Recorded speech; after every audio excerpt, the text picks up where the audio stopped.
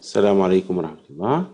Hello everybody, and the second video of Take It Teaching Knowledge Test. And this time we'll start with Module 1, Part 1, Unit 1, Grammar. Stay tuned.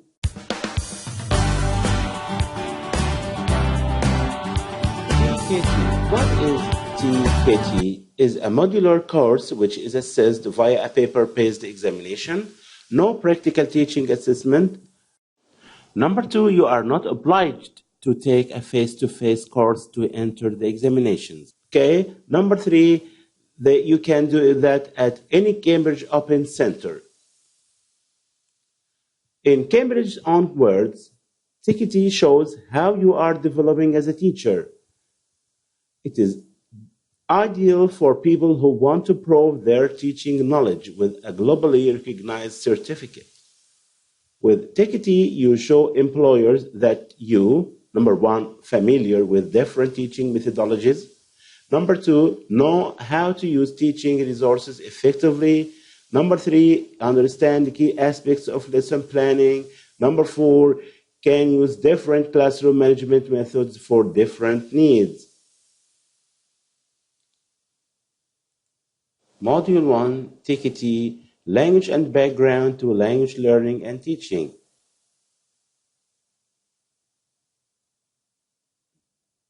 Part 1, Describing Language and Language Skills. And this part has 8 units: grammar, lexis, phonology, functions, reading, writing, listening, speaking. The second part, Background to Language Learning, 6 units: motivation, exposure and focus on form, the role of error, differences between L1 and L2 learning, learner characteristics, learner needs. The third part is Background to Language Teaching, has only 3 units: presentation techniques and introductory activities, practice activities and tasks for language and language skills development, assessment types and tests. Hello again, everybody, and Unit 1, Grammar. Grammar is a description of the structure of a language and the way in which linguistic units such as words and phrases are combined to produce sentences in the language. Okay, so grammar is the structure we use to form sentences, whether they are simple sentences, complex sentences, whatever.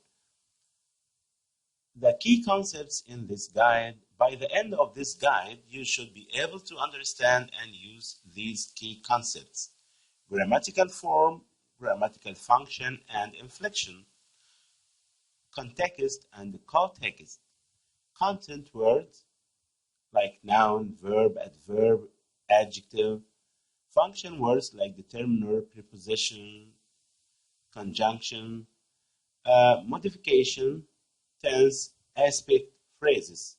All these are the concepts we need to explain and clarify in this unit. Grammatical form and grammatical function. Let's start with grammatical form. Grammatical form refers to how a word or phrase is made in English. For example, the base form of the verb is smoke, but when the subject is he, she, or it, the form of the verb changes to smokes. The noun is a child, but when we make it plural, we change the form to children. With an adjective in English such as happy, we can change the form and make it a noun, happiness. So the grammatical form changes all the time when we trying to apply the rules of the grammar. We change the verb from smoke to smokes because we use he, she, or it. Also, when we make plural, we change the word from singular to plural. We change the form child to children.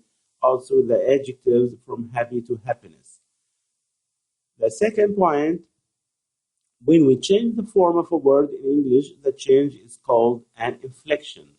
So, the process we use to change the form from a verb to a noun or from verb to a third person verb like play, plays, smoke, smokes. This is an inflection. Smoke, smokes. This is the third person. Apostrophe is inflection. Printed, print, printed. The verb is inflected to show the past tense with ed. Print, printable. The verb is made into an adjective by adding the suffix able. So printable. So inflection is sometimes called inflection using instead of xion in ction. By the way, both are correct.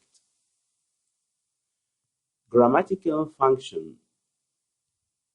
This is the second point, refers to what word is doing in the language. For example, in I cut my finger yesterday, the word cut has the grammatical function of a verb describing an action. In I have a bad cut on my finger, the word cut has the grammatical function of a noun for a thing. So here is the function of the verb refers to an action, but the word cut here refers to a thing. In the English are strange people, the word English is a noun for the people who live in England. Okay, so English refers to people or a lot of people, to a nation.